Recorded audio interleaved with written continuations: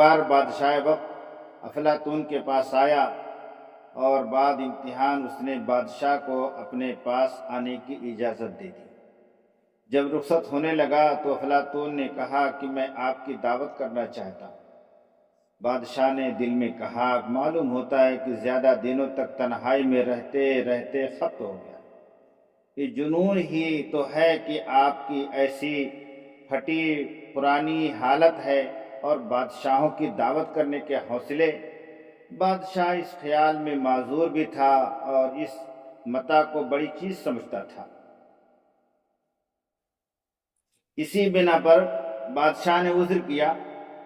افلاطون کو اس خیال کا ادراک تھا، اس لیے افلاطون نے کہا، میں آپ کی دعوت کرنا چاہتا ہوں۔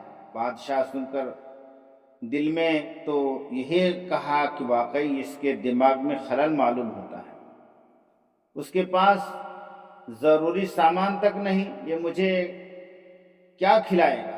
لیکن زبان سے یہ بات تو ادب کی وجہ سے کہہ نہ سکا کہ عذر کیا کہ آپ کو فضول تکلیف ہوگی۔ افلاطون نے کہا، نہیں، مجھے کچھ تکلیف نہیں ہوگی، میرا جی چاہتا ہے۔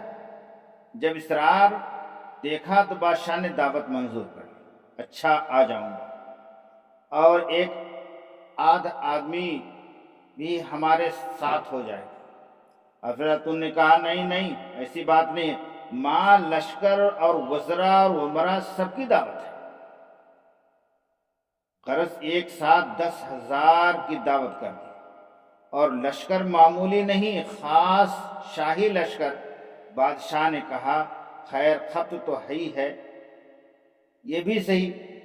غرض تاریخ معین پر بادشاہ ماں لشکر اور عمراء کے افلاطون کے پاس جانے کے لیے شہر سے باہر نکلا تو کئی میل پہلے سے دیکھا کہ چاروں طرف استقبال کا سامان نہایت تذکر و احتشام کے ساتھ کیا گیا ہے۔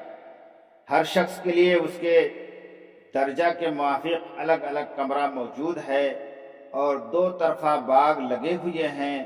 رات کا وقت تھا، ہزاروں قندیلیں جگہ جگہ، ناچ رنگ نہریں، اور وہ ایک عجیب منظر پیش نظر تھا۔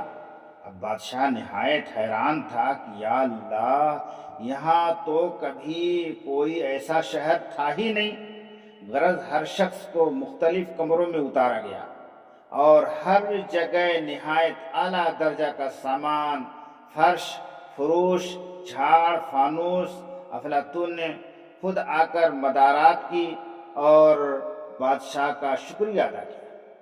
ایک بہت بڑا مکان تھا، اس میں سب کو جمع کر کے کھانا کھلایا گیا۔ کھانے ایسے لذیذ کی عمر بھر کبھی نصیب نہ ہوئے۔ بادشاہ کو بھی بڑی حیرت کہ معلوم نہیں اس شخص نے اس قدر جلد یہ انتظامات کہاں سے کیے۔ بظاہر اس کے پاس کچھ جمع پوجی بھی نہیں معلوم ہوتی۔ یہاں تک کہ جب سب کھا پی چکے تو عیش و طرب کا سامان ہوا۔ ہر شخص کو ایک الگ کمرہ سامان سے آراستہ پیراستہ اندر گئے تو دیکھا کہ شمیم لطف اور تکمیل عیش کے لیے ایک ایک حسین عورت بھی ہر جگہ موجود ہے۔ غرض سارے سامان عیش و طرب کے موجود تھے۔ خیر، وہ لوگ کوئی متقی پرہیزگار تو تھے نہیں، اہل خانقاہ تھوڑے ہی تھے، بلکہ خواہ مخواہ کے آدمی تھے، جیسے مشہور ہے۔ خواہ مخواہ مراد آدمی سے یہ رنگ مہمانی دیکھ کر بڑے خوش ہوئے اور رات بھر خوب عیش اڑائے۔ چونکہ ایسی رات انہیں پھر کہاں نصیب ہوئی ہوتی، یہاں تک کہ سو گئے۔ جب صبح آنکھ کھلی تو دیکھتے کیا ہیں کہ نہ باغ ہے اور بلکہ نرالا باغ ہے، نہ درخت ہے اور نہ درخت ہے، بلکہ نرے کرخت ہیں۔ یعنی بجائے درختوں کے دیکھا کہ پتھر کھڑے ہوئے ہیں اور ایک ایک پولا سب کے بغل میں ہے اور پاجامہ خراب ہے۔ یہ عورتیں تھیں، بڑے شرمندہ ہوئے کہ لا حول ولا قوت، یہ کیا قصہ ہے۔ بادشاہ کی بھی یہی حالت تھی، افلاطون نے بادشاہ سے کہا کہ تم نے دیکھا یہ ساری دنیا جس پر تمہیں اتنا ناز ہے ایک عالم خیال ہے اور حقیقت اس کی کچھ بھی نہیں۔ اس قدر قوی تصرف تھا افلاطون کی خیال کا کہ پس اس نے یہ خیال جما لیا کہ ان سب کے متخیلہ میں یہ ساری چیزیں موجود ہو جائیں، بس سب کی وہی نظر آنے لگی۔ جب وہ لوگ سو گئے اور اس نے اس خیال کو ہٹا لیا، پھر صبح اٹھ کر جو انہوں نے دیکھا تو سب کچھ بدلا ہوا تھا۔ افلاطون مجاہدہ اور ریاضت کیے ہوئے تھا، اسی لیے یہ قوت اس کے خیال میں پیدا ہو گئی تھی۔ یہ تصوف نہیں ہے بلکہ کیا ہے؟ تصرف ہے۔ یہ اور چیز ہے، اور دوسری چیز تصوف اور چیز ہے۔ بس مزہ سب سرد ہو گیا۔ افلاطون نے کہا کہ تمہیں ان چیزوں میں مزہ آتا ہے، مجھے بالکل نہیں آتا، کیونکہ مجھے ان کی حقیقت معلوم ہے۔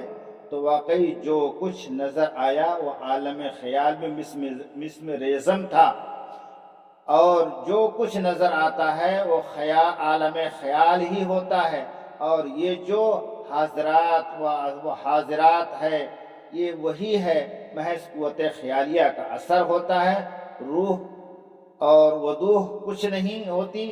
اسی واسطے بچوں کا یہ عمل چلتا رہتا ہے۔